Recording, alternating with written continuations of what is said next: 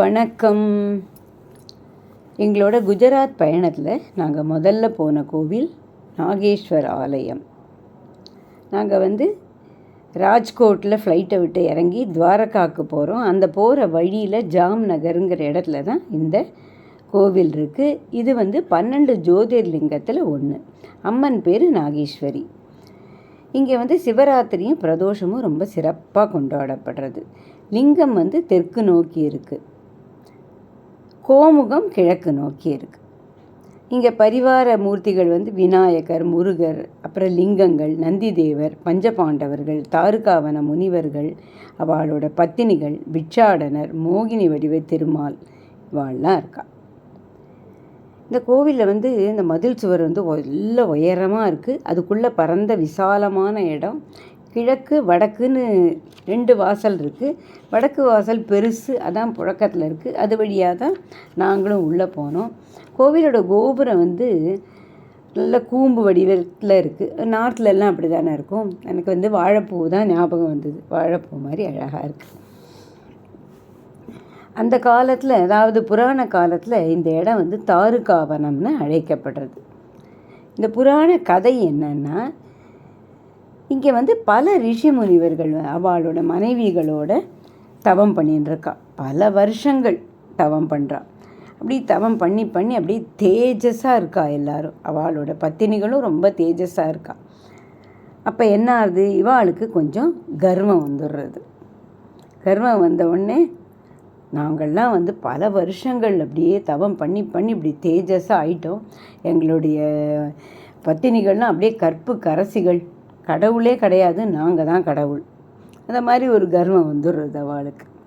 இப்போ சிவபெருமான் பார்த்தார், ஓஹோ இவாளோட கர்வத்தை அடக்கணும் அப்படின்ட்டு என்ன பண்ணுறார், நல்ல அழகான ஒரு ஆண் இளைஞன் உருவத்தில் உடைகள் எதுவும் உடுத்துக்காமல் நாகங்களை உடம்புல தரிச்சுண்டு கூடவே விஷ்ணு பகவானை மோகினி வேஷத்தில் ஐஷன் வரார். 2 பேரும் அப்படி ஒரு அழகாக இருக்கா. இந்த இடத்துக்கு இந்த ரிஷி பத்தினிகள் இருக்கிற இடத்துக்கு வரா. வந்ததும் இந்த ரிஷி பத்தினிகள் என்ன பண்ணுறா, அந்த சிவன் பின்னாடியே போகிறா. அவரை பார்த்து அப்படியே சுற்றி சுற்றி வர, ஆஹா இவ்வளோ அழகாக இருக்காரே அப்படின்னுட்டு. இந்த முனிவர்களும் இந்த மோகினி வடிவத்தில் இருக்கிற திருமால் பின்னாடி அவள் போகிறா. ஆனால் கொஞ்ச நேரத்தில் அவளுக்கு சித்தம் தெளிஞ்சுடுறது. அவள் என்ன பண்ணுறா, தங்களுடைய பத்தினிகளை வேண்டாம், இதெல்லாம் விபரீதம், வாங்கோ எங்களோட, நீங்கள் இப்படியெல்லாம் போகக்கூடாதுன்னு அவளை கூப்பிட்றா. ஆனால் அவள் ஒன்றும் சொன்னதை கேட்குறதா இல்லை. அவர் பின்னாடியே போகிறா. ரொம்ப தூரம் போய் அவர் என்ன பண்ணுறாரு, அங்கே ஒரு குளக்கரையில் ஒரு பெரிய புத்து இருக்குது. அந்த புத்துக்குள்ளே போய்டுறார். புத்துக்குள்ளே போனாலும் இவன் என்ன பண்ணுறா, சுற்றி சுற்றி வரா புத்தை. என்னடான்னு அப்புறம் கொஞ்ச நாள் கழிச்சு உள்ளே எட்டி பார்த்தா, ஒரு நல்ல அப்படியே பளன்னு அந்த ஜோதி வடிவமாக ஒரு சிவலிங்கம், அதுக்கு மேலே 5 தலை நாகம் படம் எடுத்து நிற்கிறதாம். அப்போ தான் அவளுக்கு தெரியறது, ஐயோ சிவபெருமானே வந்திருக்கார், நம்ம கர்வப்பட்டது தப்பு அப்படின்னுட்டு அதுலேருந்து வெளியில் சிவபெருமானை எல்லாரும் நமஸ்காரம் பண்ணி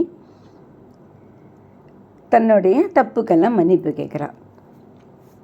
இங்கே சிவபெருமான் பிட்சாடனராக சிவலீலை பண்ணி தாருகாவனத்து முனிவர்களோட கர்வத்தை போக்கி, நாஸ்திக வாதத்தையும் போக்கி, நாகப்பாம்போட புத்துக்குள்ளே போய் நாகம் கொடையாக இருக்கிறத காட்சி தந்ததுனால அவருக்கு நாகநாதர்னு பேர். இந்த இடத்துக்கு நாகநாதம் அப்படின்னு பேர் வந்தது.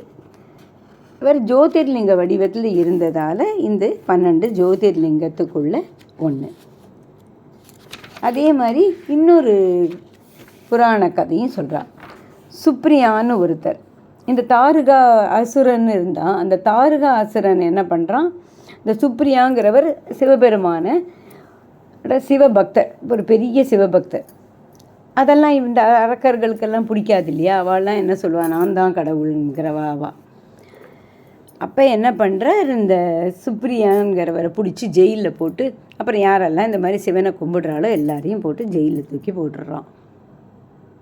இந்த ஜெயிலில் இருக்கிற இடத்துல சுப்ரியா என்ன பண்ணுறார், எல்லாரையும் உட்காத்தி வச்சு ஓம் நமச்சிவாய ஓம் நமச்சிவாய சொல்லுங்கன்னு சொல்லிகிட்டே இருக்கா. இது இவரோட இந்த அசுரனோட காதுக்கு போனதும் அவன் இவரை கொல்றதுக்கு வரான்.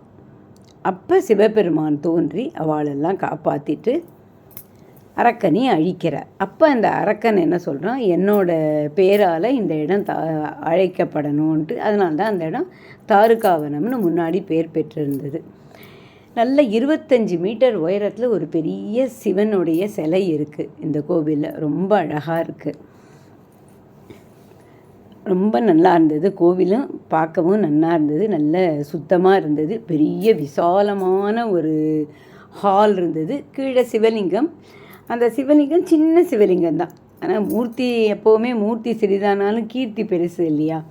அந்த கோவிலில் நிறைய இந்த பூஜை பொருட்கள்லாம் ருத்ராட்சம் விபூதி அந்த மாதிரி எல்லாம் வச்சுருந்தா அவள் சக்திக்கு ஏற்ப அதை வாங்கிட்டு போய் தாங்களே இந்த சிவலிங்கத்துக்கு அபிஷேகம் பண்ணலாம், எல்லாம் பண்ணலாம். ஆனால் எங்களுக்கு நாங்கள் இந்த டூரில் போன போது எங்களுக்கு நேரம் பத்தலை. அதனால் பகவானை தரிசனம் பண்ணிவிட்டு அப்புறம் சுற்றி அடுத்த கோவிலுக்கு கிளம்பிட்டோம். அடுத்த கோவில் என்ன பார்த்தோங்கிறத அடுத்த பகுதியில் சொல்கிறோம். நன்றி, வணக்கம். மீண்டும் சந்திப்போம்.